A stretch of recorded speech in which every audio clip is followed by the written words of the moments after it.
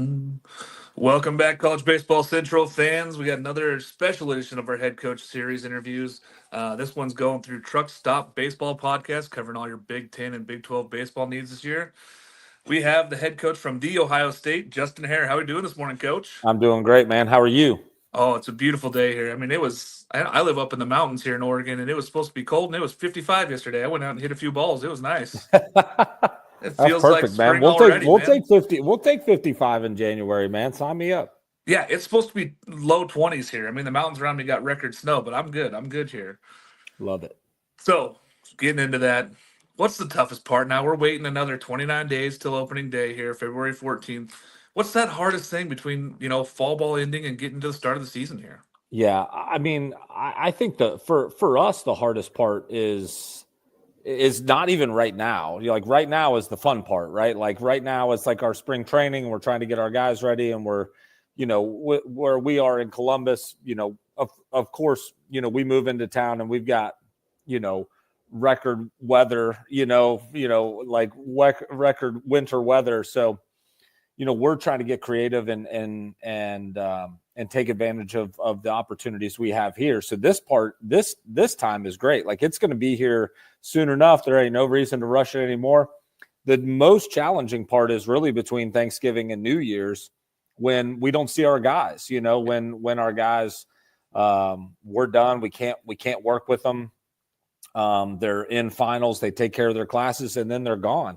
That for us, that's the most challenging. It makes it feel like opening day is a million years away. That 5 or 6 weeks passes, and then all of a sudden it's like you go from 0 to 1,000,000.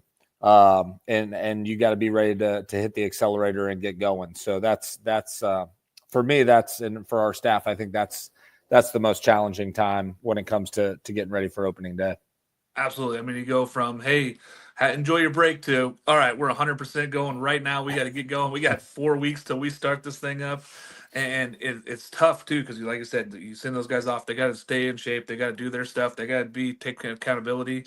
You just got to trust that as a coach, sending them out there and saying, hey, come back to us ready. That's right. It's like, hey, man, like let's make sure that we prepare them the best we can, give them all the tools and all the information that we can give them. And then just cross our fingers and trust that they're gonna, that they want to be excellent, that they want to be high level guys. And the good thing, here and certainly at Campbell before here, we have really good guys, man. We have really good dudes in the locker room, and those guys take care of their business. They take it seriously. They want to be pros. They want to take care of their business at a high level. And so, I've been really pleased with how they've come back. So it's been really fun these first couple of weeks. Love it. Looking into some more things, I know we just had the ACBAs, the ABCAs. We just had the meetings there with all the head coaches and stuff, and we talked about roster restrictions. It looks like it's going to be 34 with 38 in the fall. How are you feeling about that? I mean, I know it's different looking at that, and scholarships are going to be depending on every conference is going to do them differently. How are you guys looking into that 34 and then the 38 in fall ball? Yeah, I mean, honestly, man, like, it's a really popular question. Well, how do you feel about it? It doesn't really, this is maybe an unpopular answer. It doesn't really matter how I feel about it. Like, it's going to be what it's going to be. And honestly, like over the last 5 or 6 years, really over the course of my career, like 20, 21, 22 years of coaching college baseball, it doesn't stay the same for long. Like we always act like it does. Like, this is how it's always been. And no, it's not. No, it's not. When I first got into coaching, you could transfer at the break and play. You could, there was no sitting out. Like there was none of those things. And so, your roster was 35 and it was 27 on scholarship and 25%. And then that changed with COVID. And so, I mean, we've been in a constant state of flux. And so, so it doesn't really matter, like, what we think about it. It is just what it's going to be. I think it's exciting, to be honest with you. I don't particularly like having 45 or 50 guys out there in the fall. It's really hard to I think, develop guys at the level that we need and want to develop our guys. If you've got 50 or 55 guys out there and you got 25 or 28 hitters, or 25 or 28 pitchers, like to give them the time and effort and energy and attention that they need to get better. I think it benefits two type of people that are staffs. The 34. I think it benefits the staffs that can really do a good job of player development. Yeah. And I think it really benefits staffs that can really evaluate. And I think those two things go hand in hand. I think it's easy to evaluate really good players, right? Like my 11-year-old son can go with me to PG National and tell me that kid right there throwing 95 miles an hour is really good. Yep. Roger that, man. Can we do a good job of identifying the guys that we feel good about helping develop, guys that we don't, and then you still got to recruit them and sign them and help develop them. So staffs that I think, do a good job on the evaluation of knowing who they are, who they're not, what they're good at developing, what they're not good at developing, and then guys that can kind of really toe the line there, I think will benefit. And you'll see some programs really start to rise and do a good job, because it does level it out a little bit. You don't have an unlimited amount of guys that you can just scoop up and bring to your campus for the fall and lock them in for a year. Yeah, I'm really excited about it. I think it opens up all sorts of opportunities and excitingness for college baseball. And I'm glad that they are talking, bumping that to 38 for football, because injuries happen, things might happen. I'd like to see that number grow that much so you can get some redshirt guys and figure some stuff out there. But the 34, it's happening. So, like you said, we're just going to have to deal with it moving forward. But I think it's really exciting for college baseball. I think taking that approach, Coach, is huge. I mean, going out and getting your guys, finding the right guys that fit the system, develop them, and get them ready to play baseball for you. That's the biggest thing. That's it. Yeah, I mean, I think the 38 is going to be great. I do believe that it needed to be more than 34. I would have been great with 40. 38 is fine. Because you are going to have some guys that blow out a knee or have an arm injury or out for the year, or whatever the case may be. You don't want to go into, the spring, already in a deficit, because what you'll end up seeing if that was the case, if that ends up being the case, and you got teams that are going into the spring with 30 or 31 guys, you'll see a bunch of midweek games canceled. Yeah. Like from mid-April on, the last 6-7 weeks. As conference standings start to kind of shake out, you'll see a bunch of midweek games canceled because you just don't have the bodies to compete in the midweek. And I think that would really sour our game. And so I think being able to have that little buffer in the fall gives you the opportunity to go out there and be at full strength going into the spring, which leads us to be able to play the season out how we want to.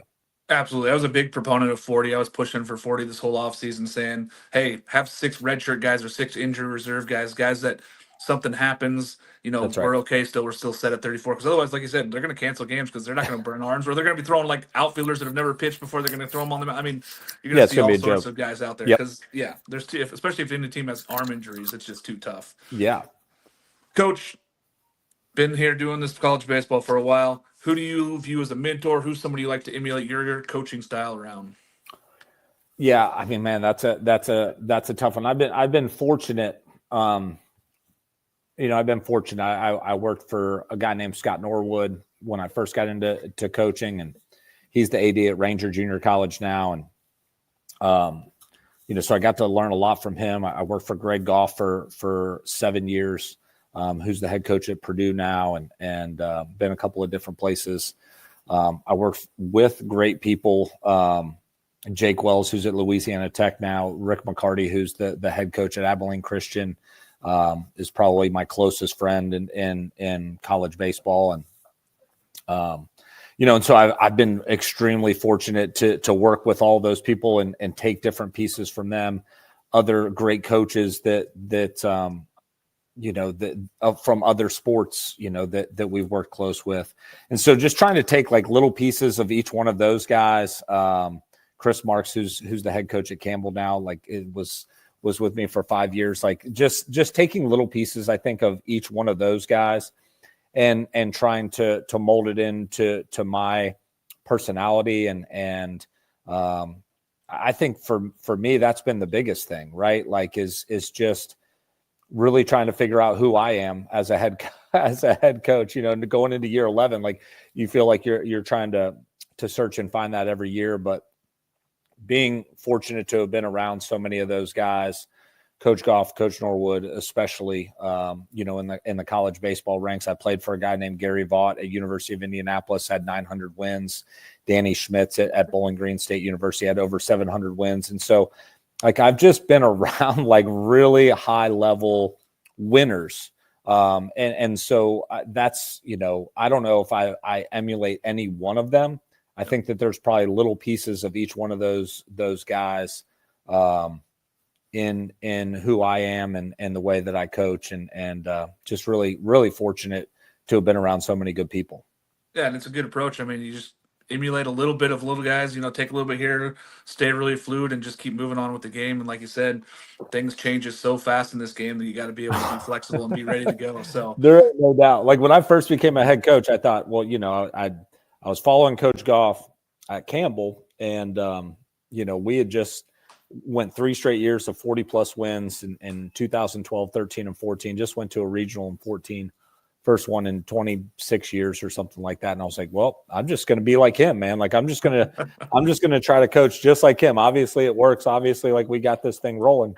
We started out really good in 2015. Cedric Mullins, who's with the Orioles, was our center fielder and had some really good players. And like we started out, I don't know, like 19-2 or something. Like we were rolling. I'm like, this head coaching thing's easy. Well, of course, like we hit like a 9 or 10 game skid like in April, and I had no idea how to get out of it. Just like and just that process of figuring out that you can't just be just like somebody else. Like you just have to be the best version of yourself. You can take pieces from other people, but that was a big lesson for me, and fortunate to have had those people in my life and still in my life where I can call those guys and be like, hey man, I'm struggling. Like, help me. What do you got for me? I think is the biggest piece. Yeah. Gotta love that. Being able to reach out and just say, hey, just need a little bit. Just give me a little advice. That's it. Just give me a little magic. Give me a little magic this morning. Yes. Yeah.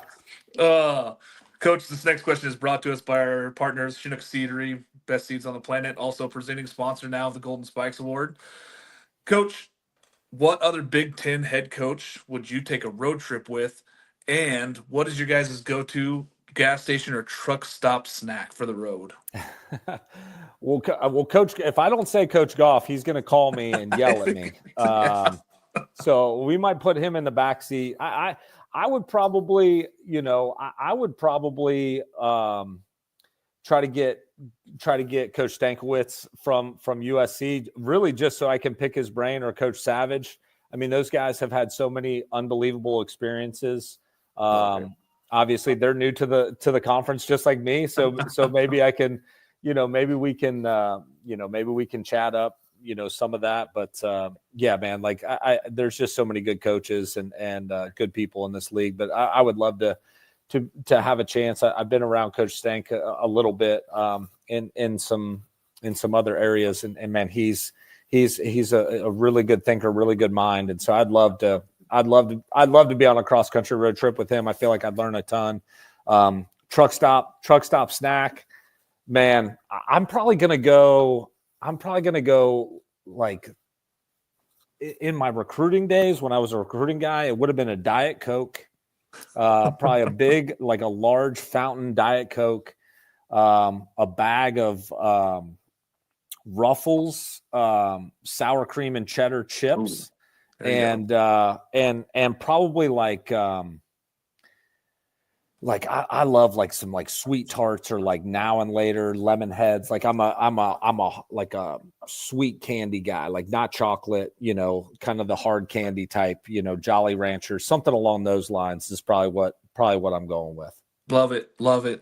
I know I was looking at this question going, man, I mean, logistically, I would go with Coach Waz. I live here in Oregon. It's an easy road trip out me to we'll drive from Eugene. And if I'm going, coaches who I've interacted with the most, I'm like, Oh, that's Swope out of Maryland. I mean, but I got to fly across the country to go do a road trip with Coach. Man, but Hey, there's yeah. there's so many good. I mean, we've got so many So good many coaches in coaches. this Oh league, yeah. man. It's and I mean, I just think that's like a testament to our league and these four teams, 4 programs coming in, man. It's and hopefully the Buckeyes coming back up to the top, man. All of a sudden, you got a chance to be one of the top 2 or 3 conferences in the country and get 6, 7, teams in every year. Mercer, at Indiana, like the list just goes on, man, of really high level guys. Yeah, I'm very excited this year for Big Ten baseball. We've been promoting it super hard. I think that this is going to be one of the best seasons we've seen in a long time for Big Ten baseball. The competitiveness is there. Speaking of teams, Coach, how's your team looking? Who's a breakout candidate this offseason? I know we had some guys in the fall that were crushing it. Blaine Wink, obviously, Chase Harrell, Trey Lipsy, and Tyler Frateroni. Who we got else? Maybe some other guys that we're talking about out there. Yeah, I think one guy really comes to mind. I think Ryan Miller, who is he's from right here, just outside of Columbus, went to Tennessee out of high school, didn't play a whole lot. I think he may have gone early, like was an early enrollee, like a semester enrollee, his freshman year. One of Tony's first years, there at Tennessee, and didn't play a whole lot, transferred back here. He's got really, he's first baseman, left-handed hitter, really good athlete, like ridiculous juice. And he's just never like put it all together, right? Like it's never kind of come all together for him. And so like he's an extremely hard worker. He is an unbelievably awesome kid. He's going to graduate in the spring, and so like I'm looking, I'm hoping, and he's working for it, like that he's got a chance to be a big time breakout guy and put up some really fun numbers and do some fun things in the box because he's got the tools and the talent to do it. And he's got the work ethic that has gone along with it. So if I had to pick one guy, I would say, as a breakout candidate, I would say Ryan Miller's got a really good chance to do something special for us this year. Love that. I like that a lot. He was actually on my special list here that I had made ready. I'm like, he might be a guy that if he puts it all together, this is a guy that can really be a difference maker in this conference for you guys. Yep. Speaking of conference play, Coach, heading to the Big Ten here for the first year, new conference. How we feeling about it? I mean, I know we're talking about Big Ten baseball is back, and this might be a big season for him. How you feeling? Yeah, well, I don't know yet. I don't know yet. I have so much respect for the guys in our conference, and we open up. I mean, we're going to find out right away. We're going to find out where we are right away. We're at Indiana, at Iowa, and then Oregon at home, our first 3 conference weekends. And so, you've got really high level teams and with high level talent. They're not just well coached. They're very talented. First round type talent on the field with some of those teams. And then then we're at USC. And so, you look at that, like, your first 4 weekends, you got, Indiana, Iowa, Oregon, USC. And it's like, well, there are no cupcakes, man. There are no give me's. Like we've got to be in there, jump in there and compete. Put ourselves in a position to be, near the top of the conference. And to do that, you got to play well. Right. And so, so it's going to be a really fun challenge. I think that's the biggest thing for me is it's going to be fun. It's going to be fun for our guys. Like we're going to try to put them in the best position to be successful. We're going to play unafraid to crash and burn. And we're going to love the opportunity to compete every single day. And this conference is like we just talked about, like it's got a chance to be one of the top 2 or 3 conferences in the country. And you got to love that. And you got to love that competition. And you got to love that week in, week out grind, or else it's going to chew you up and spit you out. Yeah, and it's going to be an opportunity. That's how I look at it for teams. I'm like, listen, if you play well this year in Big Ten baseball and you play well in the conference, it's going to be a huge game for teams. I mean, I think that there's just so much talent this year in the conference. I mean, adding the 4 teams, that's great. But I think there was a lot of talent already coming back this year. And I think that this conference here has just been building for a while. And I think this is the year where we see a big breakout of these teams in postseason play and doing more than what was expected a season ago. Is there a series or game you're looking forward to the most? I mean, I know everybody's like, oh, February 4th, opening day, but and you guys are in Arizona State there. Any series you're looking for, Coach? No, I mean, yeah, I mean, it's easy to say Arizona State just because it's opening day, man. It's the next one. It's the next opportunity that we have. I think, for us and it's hard to say one over the other, but I'm looking forward to being able to play. I think like 19 out of our last 26 are at home, and so like for us, and we've got 29 home games, which is, probably the most home games that we've had here at Ohio State in a really long time. I think March 4th is our home opener against St. John's. It's the earliest home opener we've had on the schedule since 1992, I think. And so, part of building our program back and having a rebirth of Buckeye baseball and trying to return our program to the top of the Big Ten is we've got a nice stadium here that holds 4,000 or 5,000 people.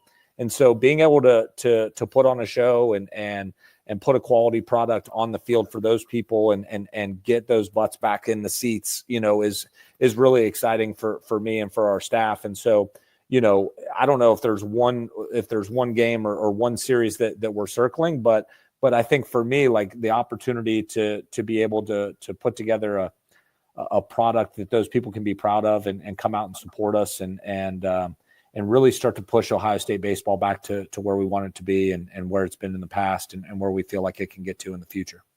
Absolutely. I just wanted to highlight a couple that home series against Oregon. I think that one's going to be a big fun one. And of course, Michigan at home, May 2nd through the 4th. I think that's going to be one of those, hey, this is down the stretch. Go out there and go get some wins and big games against a rival here. I think that this conference schedule you guys have put together in that 29 home games is terrific. I'm very excited to see what happens here. Coach, how do the Buckeyes get to the postseason, Omaha and beyond here in 2025? Yeah, I mean it's cliche and it's coach speak and it's all of those things, man. Like you just got to play well. Like you got to play well. I think for us, like I think we've got 6 or 7 hitters that have a little bit of a track record that we're going to lean on early. We've got some young guys and new guys that man, like they've got some talent, they've got some ability. And we want to see those guys come along. How will we be on the mound? What will that consistency be like? All of those things are true. Like they're cliche because they're true and they've held up to the test of time and all of those things.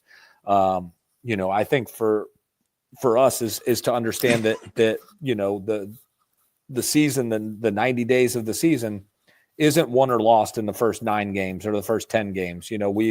We've had teams in the past that have started 1-6 and 3-10 and all kinds of different things and ended up making the postseason. It's about how you finish, not necessarily about how you start. And so our goal is to try to get better throughout the year and really be playing our best baseball in April and May. That doesn't mean that we don't want to play well in February and March. We certainly do. But I think like knowing, good, bad, or indifferent, like wherever you're at, where you start, like our goal is to continue to get better every single day. And I think if we can stay healthy and we have a mindset that every one game is still worth one, right? It's not like you don't get extra points because you beat USC, and not Minnesota. Like they all count as one, right? Like they all count the same. And so we need to kind of take that mindset every single day and show up and like I said, play unafraid to crash and burn and put our best foot forward every single day and just absolutely get after it. And I think if we do that, I think we'll be really proud of where we finish this season. Yeah. And folks ask all the time, hey, how do teams get there? What's the biggest thing? I'm like, consistent pitching and then having a guy in the bullpen that gets hot. Like those are the 2 things that you look at. You're like, those teams they get deep into postseason play because all of a sudden they're winning baseball games, they're staying in baseball games, and consistency is huge here. That's right. Coach, anything else you want to give out to the Buckeye fans that are excited for the season? I know I'm 29 days, man. I am so pumped. Yeah, no, it's going to be great. We're just we're thankful for the opportunity to be here. First year and first opportunity that we have to try to make our fan base proud. Obviously, we've got Buckeye Nation's got a big game on Monday night. I don't know if you heard or not, but we got a big game coming up, and and so that's going to be fun. And the great thing about being here at Ohio State is there's just a standard of excellence across the board when it comes to athletics, to athletic teams and our department, and we take that very seriously, and we want to do our part to carry our weight and make people proud to put on the scarlet and gray and get after it this spring. So we're really looking forward to it, and it'll be here before we know it. I know, and I can't wait. Coach, thanks for coming on and joining us here on the Truck Stop Baseball Podcast and College Baseball Central. We'll talk later in the season. Hopefully we'll get back in together, and good luck, and can't wait for February 14th. Sounds great. Talk to you soon. Ben.